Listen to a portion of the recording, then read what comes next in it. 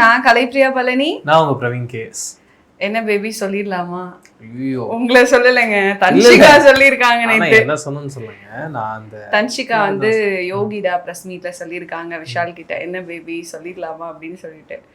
விஷால் அவர்கள் எவ்வளோ போராட்டத்துக்கு அப்புறம் அவரோட கல்யாணத்தை அனௌன்ஸ் பண்ணியிருக்காருன்னு நினைக்கிறேன். ஏன்னா நிறைய வாட்டி அனௌன்ஸ் பண்ணாரு கல்யாணம் நடக்க போகுது அப்படின்னு சொல்லிட்டு. இந்த ஒரு பில்டிங் ஒன்று கட்ட போகிறோம், அதை கட்டி முடிச்சுட்டு சினிமா துறையில் இருந்து அந்த சங்கத்தில் கட்ட போகிறோம், கட்டி முடிச்சுட்டு கல்யாணம் பண்ணுறேன்னு சொல்லிகிட்டே இருந்தார். எப்போ தாங்க கல்யாணம் பண்ணுவீங்க?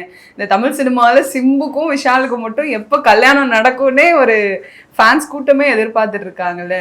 அந்த மூட்டு நேத்துன்னு நினைக்கிறேன் நான். எனக்கு என்ன தோணுச்சுன்னா, ஒருத்தர் சொன்ன வார்த்தையை காப்பாத்துறாங்க அப்படின்றது இருக்குல்ல. நம்ம எத்தனையோ பேரை பார்க்குறோம், காலில் செருப்பு போடாமல் நடப்பண்றாங்க, அதுக்கப்புறம் ஷூ போட்டுக்கிறாங்க, அதுக்கப்புறம் அவங்களே ஆளுங்களே கூப்பிட்டு வந்து செருப்பு போடுங்கன்றாங்க. இப்படி செருப்புக்கே இவ்வளோ பஞ்சாயத்து இருக்கும்போது கல்யாணன்றது ஒரு சாதாரண விஷயம் கிடையாது. அதுவும் ஒரு கட்டத்துக்கு மேலே ஒரு ஏஜ் ஆக ஆரம்பிச்சிருச்சுன்னா, நீங்கள் என்ன தான் ஸ்டாராக இருங்க, பணக்காரனாக இருங்க, வீட்டிலேருந்து ஒரு பெரிய ப்ரெஷர் ஒன்று வரும். அதை ஹேண்டில் பண்ணுறது இருக்கு தெரியுங்களா, ரொம்ப கஷ்டம். பட் நம்ம ஒரு வார்த்தை சொல்லிட்டோம், நடிகர் சங்க கட்டிடம் கட்டி முடிச்சதுக்கப்புறமா தான் என் கல்யாணம். ஃபர்ஸ்ட் ஆஃப் ஆல் எப்படி இருந்ததுன்னா, ஆர்யா விஷாலோடைய கல்யாணம் ஒரே நேரத்தில் ஒரே இடத்துல நடக்க போகுது, அது நடிகர் சங்கத்தோட பில்டிங்கில் நடக்க போகுதுன்னு சொல்லிட்டு ஆர்யா அவர்கள் உஷாரா கல்யாணம்லாம் பண்ணி அழகாக ஒரு குட்டி பாப்பாவோட ரொம்ப ஹாப்பியாக அவருடைய லைஃப்பை வாழ்ந்துகிட்டு இருக்கு. இருந்தாலும் விஷால் அவர்கள் சொன்ன வார்த்தையை காப்பாற்றணும் அப்படின்றதுக்காக இத்தனை வருஷம் வெயிட் பண்ணி அவர் கல்யாணம் பண்ணுறாருல, அதுக்கே எனக்கு வந்து ஒரு பெரிய ஹேட்ஸ் ஆஃப் கொடுத்தாகணும்னு தான் நினைக்கிறேன். இன்னொரு பாயிண்ட்டு, நான் விஷாலை நான் நேரில் மீட் பண்ணியிருக்கேன், அவர் ஆஃபீஸுக்கு போயிருக்கேன். நீங்கள் எல்லாரும் ஒருத்தரை பார்த்துட்டு இருக்கீங்க, ஒரு ஸ்டாராக ஒரு ஆக்டரான. உண்மையாகவே ஒரு ரெகுலரான ஒரு ஆள் எந்த அளவுக்கு ரொம்ப டவுன் டு த எர்த்தா இருப்பாரோ அப்படிப்பட்ட ஒரு ஆள் தான் அவர். ரொம்ப ஸ்வீட்டு. இது வரைக்கும் நான் யாரோட ஆஃபீஸ்லையுமே தெருநாய் ஹால் வரைக்கும் பெட்ரூம் வரைக்கும்லாம் போயிலாம் நான் பார்த்ததில்ல. விஷாலான ஆஃபீஸில் நீங்கள் இப்பயும் போய் பார்த்தீங்கன்னா அவங்க ரோட்டில் இருக்க தெருநாய், நீங்கள் யார் இருக்கோ இல்லையோ ஜாலியாக அதை பாட்டு உள்ளே போவோம், அவர் ரூம் எங்கேயோ டைரெக்டாக உள்ளே போவோம். அந்தளவு ஒரு ஃப்ரீடம் கொடுத்து வச்சுருப்பாரு. நீங்கள் நான் மற்றவங்க நாய் பூனுன்ற வித்தியாசமே இல்லை, எல்லாருமே அங்கே சரி சமம் தான், எல்லாருமே அப்படி தான் ட்ரீட் பண்ணுவார். அப்படிப்பட்ட ரொம்ப ஸ்வீட்டான ஒரு பர்சன். அண்டு நானாக கூட இருக்கட்டும், இப்போ என்னோடய பாஸ்ட் லைஃப்பை பற்றி கேட்டிங்கன்னா அதில் உங்களுக்கு என்ன பிரச்சனை, அது என்னோட விருப்பம், நான் சொல்லுவேன் சொல்லாமல் இருப்பேன் அப்படின்றத சொல்லிட்டு போயிடுவேன். ஆனால் விஷால் நான் பொறுத்த வரைக்கும் என்ன வேணால் அவர்கிட்ட கேட்கலாம். அவர் ரொம்ப ஓப்பனாக ரொம்ப ஜென்யூனாக அங்கே என்ன உண்மையாக நடந்ததோ அதை மட்டும் தான் சொல்லுவார். அவர் பொய் சொல்ல தெரியாது, அப்படி ஒரு ஆள் அவர் என்னவோ அதை அப்படி பேசி தான் நான் அவரை பார்த்துருக்கேன். அதனால் அவருக்கு கல்யாணம் நினைக்கும் போது, அது நடக்குதுன்னு கேள்விப்படும் போது, அதுவும் ஆகஸ்ட் 29 அவருடைய பர்த்டே அதுவுமா அது நடக்குது அப்படின்னும் போது ஒரு தம்பியா எனக்கு ரொம்ப சந்தோஷம். கண்டிப்பா கப்புலா பார்க்கும்போது ரொம்ப அழகா இருந்தாங்க. ஆக்சுவலி அது அன்எக்ஸ்பெக்டட் காம்போங்க. யாருமே இப்படி ஒரு கப்பல் வருவாங்கன்னு எதிர்பார்த்திருக்கவே மாட்டாங்க. நானும் இவ்வளோ இயர்ஸா விஷால் அவர்களை பார்த்துட்டு வரேன், தன்ஷிகாவையும் பார்க்குறேன். எந்த ஆங்கிள்லையுமே எனக்கு இவங்க ரெண்டு பேரும் கப்பலா வருவாங்க, நம்ம அவுட் ஆஃப் த பாக்ஸ்ல யோசிக்கவே மாட்டோம்னு சொல்லுவாங்கல்ல, அந்த மாதிரி இவங்க ரெண்டு பேரும் இப்போ அனௌன்ஸ் பண்ணியிருக்காங்க. அந்த மேடையிலே சொல்லியிருந்தாங்க, நானும் விஷால் அவர்களும் ரொம்ப வருஷமாக ஃப்ரெண்ட்ஸாக இருந்தோம், அந்த ஃப்ரெண்ட்ஸ் லவ்வாக மாறிடுச்சு அப்படின்னு சொல்லிட்டு.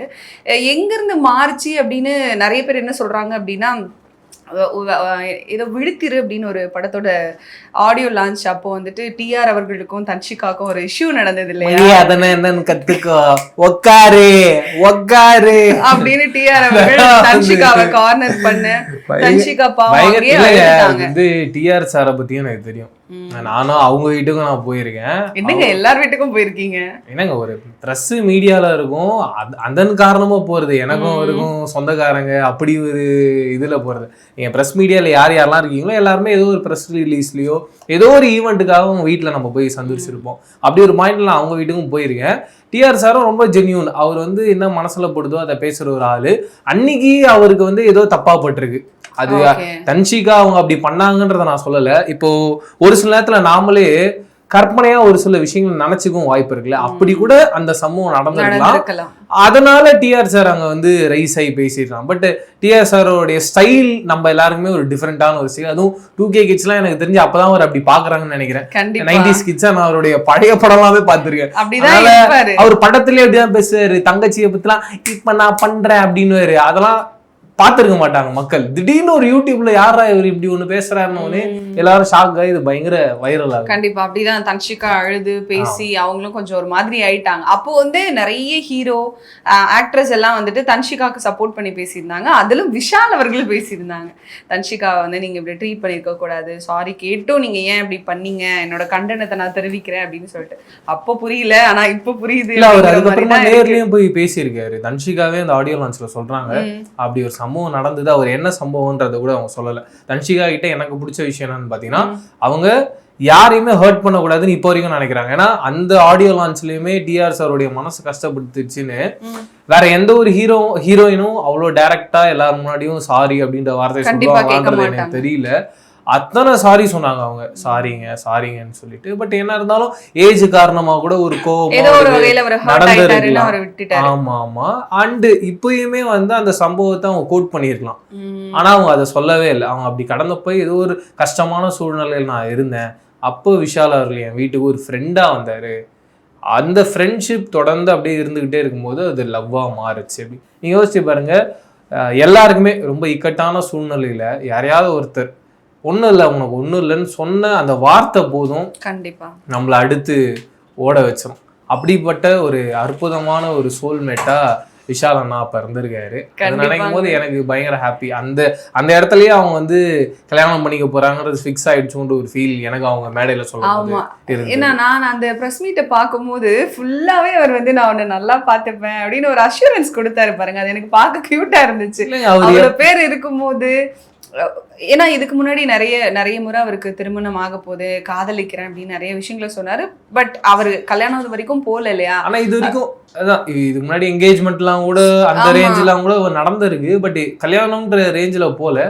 அதுக்கு காரணம் வெவ்வேறு நிறைய காரணங்கள் இருக்கும். அது அவரோட பர்சனல் ரீசன்ஸும். ஏன்னா விஷால் அண்ணாவை பொறுத்த வரைக்கும் நீங்க வந்து அவர் வந்து ஒரு ஆக்டரா பாக்குறீங்க, ஆனா கேர்ள்ஸ் ஃபேன்ஸ் அவருக்கு எவ்வளவு இருக்காங்கன்றது கண்டிப்பாங்க அண்ணனுக்கு கூட தான் தெரியும். ஏன்னா நான் ஒரு கான்வர்சேஷன் இருக்குமா சொன்னேன், எனக்கு வந்து அவருடைய தீராது விளையாட்டு பிள்ளை படம் பயங்கர ஃபேவரட், சூப்பரா இருக்கும், பயங்கர என்கேஜிங்கா இருக்கும். நான் அந்த மாதிரி எனக்கு தெரிஞ்சு அதுக்கப்புறமா நிறைய ஹீரோஸ் பண்ணிட்டாங்க. ஆனா நீங்க ஒண்ணு பண்ணீங்களே ஒண்ணு ஜாலியா அந்த ஜோனுக்குள்ளேயே இல்லைன்னா நீங்க அது எப்ப நான் பார்ட் 2 எல்லாருமே பார்ட் 2 பண்றாங்க, நீங்க அது எப்ப நான் பண்ண போறீங்க கேட்டதுக்கு இருக்குதா தம்பி நான் கிட்ட அப்படி லைவாவே ஒரு 10-15 கண்டென்ட் இருக்கு. இப்போ நீங்க சொல்லுங்க, அதே இடத்துல நீங்களும் நானும் இருந்தோம்னா அதை சொல்ல மாட்டோம். அவர் அதை தான் சொன்னேன், அவர் வந்து ஒரு ஃபில்டரே இல்லாத ஒரு ஆள். கண்டிப்பா எப்படி எஸ்டிஆர் வந்து ஒரு ஃபில்டர் இல்லாத ஒரு ஆளுன்னு சொல்றோமோ, அப்படி இந்த பக்கம் விஷால் அண்ணாவும் அப்படி ஒரு ஆள், ஃபில்டரே இல்லாத ஆளு. என்ன நடக்குதோ அதை மட்டும்தான் பேசுவாரு. அவரு ஒரு கல்யாணம் அவர் அதை பத்தி பேசுறாருன்னும் போது ஹாப்பி. அதே கூட நிறைய பேர் சொல்லியிருந்தாங்க, ஏன் அவர் ரிப்பீட்ல பேசுறாரு, ஒரு மாதிரி பேசுறாரு, அவருக்கு உடம்பு சரியில்லாகும் போது ஏன் தன்ஷிகா வந்து பேசுறாரு. நான் ஒரு பாயிண்ட் என்ன சொல்றேன்னா, இப்போ தன்ஷிகா ஒரு பிரச்சனை இருந்தாங்க, விஷால் அண்ணா வீட்டுல போய் பார்த்து அவங்கள கன்சோல் பண்ணிட்டேன். இப்போ அவருக்குமே அப்படி ஒரு பிரச்சனைன்னு வரும்போது அவங்க நேர்ல போய் பார்த்து பேசிருப்பாங்க, நமக்கு அதை பத்தி எதுவுமே தெரியாது, அவசியமே கிடையாது. அண்ட் இன்னொரு பாயிண்ட், இப்போ அவங்க வெளியில சொன்னாங்கன்னா இப்போ இந்த டவுட் எல்லாருக்குமே முன்னாடியே வந்திருக்கும்ல. அவங்க வந்து ஒரு கரெக்டான டைம் டேட், ஏன்னா இந்த கட்டடம் கட்டி முடிக்கணும், முடிஞ்சதுக்கு அப்புறமா தான் கல்யாணம்ன்றதை ஃபிக்ஸ் பண்ண முடியும். திடுதுப்புன்னு நம்மளாம் ஒன்று சொல்லி எது எப்போ நடக்கும்னு யாருக்குமே தெரியாதுங்க. அந்த ஒரு பயம் காரணமா கூட அவங்க சொல்லாம இருக்காங்க. ஏன்னா எப்பவுமே நல்ல விஷயங்களை பொறுத்த வரைக்கும் நீங்க பார்த்துருப்பீங்க, அந்த நடந்து முடிகிற வரைக்கும் யாருக்குமே சொல்லக்கூடாது. அப்படிப்பட்ட ஒரு தாட் ப்ராசஸ்ல கூட தன்ஷிகா சொல்லாம இருந்திருக்கு. இப்ப கூட வந்து அவங்க சொல்லணும் அப்படிங்கிற இன்டென்ஷன்ல இல்ல. தன்ஷிகா பயங்கர ஸ்ப்ரெட் ஆனதுனால வர வழி இல்லாம சரி ஓகே சொல்லிடுவோம் அப்படின்னு சொல்லிட்டாங்க. எனக்கு தெரிஞ்சு கல்யாணம் முடிச்சிட்டு ஒரு ட்வீட் போட்டுடலாம் அப்படின்னு நினைச்சு வெயிட் பண்ணிட்டு இருப்பாங்க. பட் அதுக்குள்ள சஸ்பென்ஸ் எல்லாம் உடைச்சு வச்சுட்டாங்க. அண்ட் இன்னொரு சேனல் நான் பாக்குறேன், தன்ஷிகா வந்து 2வது கல்யாணம் இது அப்படின்னு. சரி உள்ள என்னதான் அந்த கண்டென்ட் இருக்குன்னு போய் பார்த்தா அப்படி ஒரு கண்டென்ட்டே இல்லை. நான் என்ன சொல்றேன், நீங்க வீடியோ ஒண்ணுன்றதுக்காக ஒண்ணு பண்றீங்க, அது ஓகே. பட் மினிமமா நமக்கு ஒண்ணு இருக்குல்ல, இது வந்து இது பண்ணலாம், இது பண்ண வேணாம் அப்படின்னு சொல்லிட்டு அது யோசிச்சு அதை பேஸ் பண்ணி பண்ணா நல்லா இருக்கும். ரொம்ப இறங்கி ஒருத்தரை காலி பண்ணணும் அப்படி. சப்போஸ் அப்படி ஒரு கண்டென்ட் இருக்கு அப்படின்னா நீங்க அதை பத்தி டைரக்டா பேசிட்டு அதுக்கப்புறம் அதை வைங்க. ஒப்புக்கு சமாளியா ஒண்ணுமே இல்லாம அது தூக்கி அதை பிளேஸ் பண்ணி அதுக்கப்புறம் அதுல டிராவல் பண்றதுலாம் ரொம்ப தப்பா இருந்துச்சு. அடுத்த வாட்டி அதை பண்ண வேணான்றது ரெக்வெஸ்ட். அது பண்ணுங்க, பண்ணாத உங்க விருப்பம். எனக்கு தோணுச்சு, நான் ஷேர் பண்ணேன், அவ்வளவுதான். எப்பயுமே இந்த மேரேஜ் அப்படின்னு வரும்போது ஆக்ட்ரஸ் இருக்காங்க இல்லையா, அவங்க கிட்ட கேட்கக்கூடிய ஒரு கேள்வி, கல்யாணத்துக்கு அப்புறம் நடிப்பீங்களா அப்படிங்கிறதுதான். தன்ஷிகா தெளிவா சொல்லிட்டாங்க, ஏன் நடிப்பனேனா என் கெரியர் இருக்கு இல்லையா, நான் நடிப்பேன் அப்படின்னு தெளிவா சொல்லிட்டாரு. எங்க 2 பேரும் நடிகர்கள் தான், கண்டிப்பா நடிகை தான் போறோம், இதுல எந்த விதமான மாற்றமும் இல்லைன்னு. எல்லாருடைய லைஃப்பும் இப்போ என்னன்னா நார்மலைஸ்ட் ஆகுது, எல்லாரும் அவங்க வேலையை பண்றாங்கன்றது புரிய வருது, அது வரைக்கும் ஹாப்பி. அண்ட் அதே ஃபங்க்ஷன்ல வேற ஒரு சர்ச்சைக்கு தூக்கிட்டு வந்து இந்த வாரம் அவங்க வந்து என்ன சொன்னாங்க அப்படின்னா, போன வாரம் பேசினவரை நான் தேடினேன், பட் அவர் எனக்கு கிடைக்கல, நீங்க ஏன் இப்படி சொன்னீங்கன்னு தெரியலன்னு சொல்லிட்டு நிறைய பாசிட்டிவ் ஃபீட்பேக்ஸ் வந்து அவங்களுக்கு வந்துருந்துச்சு அந்த ஆங்கருக்கு. அதை வந்து அவங்க ஹைலைட் பண்ணி சொன்னாங்க, எனக்கு இந்த மாதிரி நிறைய பேர் சப்போர்ட் பண்ணியிருந்தாங்க, நீங்க கேட்ட கேள்விக்கும் பதில் சொன்னாங்கன்னு சொல்லிட்டு. என்னோட கேள்வி என்னவா இருந்துச்சு அப்படின்னா, போன வாரம் ப்ரெஸ் மீட்ல ஒரு ரிப்போர்ட்டர் வந்து அந்த பொண்ணை பார்த்து ஒரு கேள்வி கேட்கிறாரு, அப்ப அங்கிருந்து ஒருத்தர் கூட பேசல. இன்னைக்கு அவங்க வந்து எதுவும் தப்பா ஒன்றும் பேசல, பொலைட்டா இந்த மாதிரி நடந்துச்சு, அதுக்கு வந்து எனக்கு தெரிஞ்ச ஒரு சில ஃபீட்பேக்ஸை சொல்றேன்னு ஒரு விஷயம் சொல்லும் போது அங்க இருக்கிற ரிப்போர்ட்டர்ஸ் எல்லாம் இது தேவையா, ஏன் இங்க பேசுறீங்க, இது பேச தேவையில்லையே அப்படின்னு கேட்கறாங்க. நான் உங்ககிட்ட ஒரு கேள்வி கேட்கிறேன். போன வாரம் ஒரு சம்பவம் நடந்தது, அதுக்கு நீங்களே தான் சொன்னீங்க அதுக்கான பாசிட்டிவ் ரெஸ்பான்ஸ்லாம் வந்துருச்சு அப்படின்னு. இதை நீங்க வந்து வேற ஏதாவது ஒரு இடத்துல, எக்ஸாம்பிள் அவரும் அந்த ஆங்கரும் அந்த வேற யார் அவங்கள பத்தி பேசினாரோ அவங்களும் 2 பேரும் வந்து ஒரு ப்ரெஸ் ரிலீஸா கூட உட்காந்து பேசியிருக்கலாம், அது பிரச்சனை கிடையாது. இது என்ன ஃபங்க்ஷன்? மூவி ஆடியோ லான்ச் தானே. அதுக்கு இவங்க என்னவா வந்திருக்காங்க? ஆங்கரா வந்திருக்கும் போது உங்க குடும்ப பிரச்சனையை இங்க பேசலாமா? குடும்ப பிரச்சனை எக்ஸாம்பிள் சொல்றேன், உங்க பிரச்சனையை நீங்க பேசலாமா? நீங்க வேலைக்கு தானே வந்திருக்கீங்க, அது தப்பா இல்லையா? அதேதாங்க, அவங்க தரப்புல இருந்து தப்பு கிடையாது. ஏன்னா அவங்க வேலைக்கு வந்த இடத்துலதான் போன பிரஸ் மீட்ல அவர் கேட்டாரு, அதுக்கு அவங்க ரெஸ்பான்ஸ் பண்றாங்க. ஏன்னா இதுக்கு முன்னாடி வந்து ஒரு ஆக்டர் வந்து அவங்க கழுத்துல மாலை போட்டாங்க அப்படின்னு சொல்லிட்டு ஒரு இஷ்யூ நடந்தது, அந்த பிரச்சனை அங்கேயே முடிச்சாங்களா? அதே மாதிரி இதை முடிச்சிருந்தா இவ்வளவு இஷ்யூ வந்திருக்காது.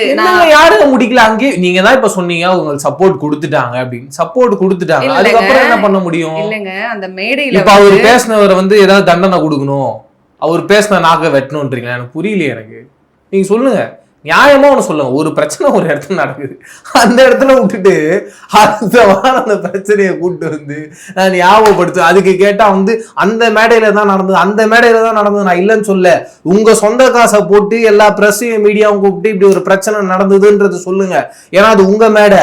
யாரோ ஒரு ப்ரொடியூசர் அவர் ஒரு காசை போட்டு இவ்வளவு பெரிய மேடையெல்லாம் ரெடி பண்ணி வச்சுட்டு அங்க வந்து நீங்க பேசுறீங்களேன்றதான் என் கேள்வியா இருக்கு. இதை நீங்க நியாயமா இல்லையான்றது சொல்லுங்க, அதுக்கப்புறம் ஆக்சுவலி நீங்க அடுத்த தோசையை திருப்பலாம். சொல்லுங்க. அந்த டீம் கிட்ட ஃபுல்லா பெர்மிஷன் வாங்கிட்டு தான் பேசியிருக்காங்க. ஏன்னா லாஸ்ட் டைம் வந்து பேசுனது அவங்களோட பர்சனல் இஷ்யூக்காக பேசல, அவங்க ஒரு மேடையில அந்த ஷோவை தொகுத்து வழங்குறதுக்காக நிக்கிறாங்க. அப்போ வந்து ஒரு ரிப்போர்ட்டர் வந்து தேவையில்லாத ஒரு கேள்விகளை கேட்கும் போது அதுக்கான பதில கொடுக்குறாங்க. ஏன்னா அந்த ரிப்போர்ட்டர் அங்க வரவே இல்லை, அவங்கள தேடி இருக்காங்க அந்த ஷோ முடிச்ச உடனே பேசுறதுக்கு. பட் அவர் இல்லை, எஸ்கேப் ஆயிட்டார். இருந்தா ஏதாவது கேட்பாங்க அப்படின்னு நினைச்சு இந்த ஷோக்கும் வந்திருக்காரா அப்படின்னு தான் ஃபர்ஸ்ட் கேக்குறாங்க. அவங்க வரலன்னு சொன்னதுனாலதான் ஒரு சின்ன விளக்கத்தை கொடுக்குறாங்க. சொல்றேன், இப்போ ஷோக்கு வந்திருக்காரா இல்லையான்றத நீங்க எங்கெங்க பேசணும்? அந்த மேடையில பேசணுமா? நான் மறுபடியும் சொல்லுங்க, இப்போ உங்களுக்கு ஒரு கல்யாணம் நடக்குதுங்க, உங்க கல்யாணத்துல வேற ஒருத்தன் தாலி கட்டு போனா உங்களுக்கு எப்படிங்க இருக்கும்? சிம்பிளான விஷயம், உங்களுக்கு கல்யாணம் நடக்குது, உங்க மேடையில உங்களுக்கு கல்யாணம் நடக்க போகுது அப்படின்னு நீங்க யோசிச்சு நடந்து வந்துட்டு இருக்கீங்க. அதே மேடையில வேற ஒருத்தன் கல்யாணம் பண்ணிட்டு எல்லாரும் என்ஜாய் பண்றாங்க, பூவெல்லாம் போட்டு நல்லா இருக்கணும் மணமக்கள் அப்படின்னு உங்க எதிர்க்கே அவங்க ஜாலியா போறாங்க. ஆனா செலவுலாம் உங்களுது, கல்யாணம் மட்டும் அவங்க பண்ணிட்டு போறான்னு போது உங்களுக்கு எப்படி இருக்கும்? இதுக்கு பதில் சொல்லுங்க. அதுக்கப்புறம் நீங்க கேக்குற எல்லா கேள்வியும் நீங்க நல்ல மனசோட நீங்க போடுவீங்களா? கண்டிப்பா கிடையாது ப்ரோ, நான் சொல்லவே இல்லையே ப்ரோ, கண்டிப்பா கிடையாது ப்ரோ. ஆக்சுவலி இங்க என்ன பிரச்சனை அப்படின்னா, ஒரு உமனை கேள்வி கேட்கறது அப்படிங்கிறது அவ்வளவு ஈஸியான விஷயமா ஆயிடுச்சு. ஆக்சுவலி அவங்க சொன்னது ஒண்ணுமே கிடையாது. இரு ப்ரோ, அவங்க சொன்னது வந்து என்னன்னா சம்மருக்கு தண்ணி